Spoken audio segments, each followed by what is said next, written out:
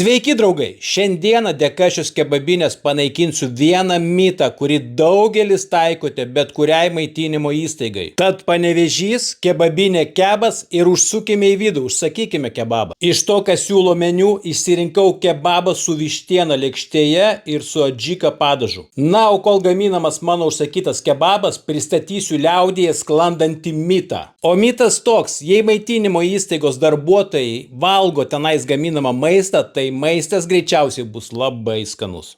Gal ko aš ir nežinau, gal tai gamybos proceso dalis, viena ranka pjaustyti vištieną, o kita ranka imti ją ir testuoti? Gal užteks tų pamastymų, tiesiog imkime ir paragaukime kebabą. Visų pirma, ką noriu pasakyti, kad porcija už 5,30 € tikrai didelė. Nustebino ne tik porcijos dydis, bet ir tai, kad vištienos kebabas slėpėsi po grūzdintomis bulvytėmis. Gal tai daroma specialiai tam, kad bulvytės transportavimo metu nesušūstų, išlaikytų pirminį traškumą. Šiek tiek paragavęs kebabo supratau, kodėl darbuotoja valgė tik vištieną, nes daržovės buvo jau suvandenėjusios, o padažas nieko bendra su adžika pavadinimu neturi. Tiesiog kiek paturbinta pomidorų pastos versija.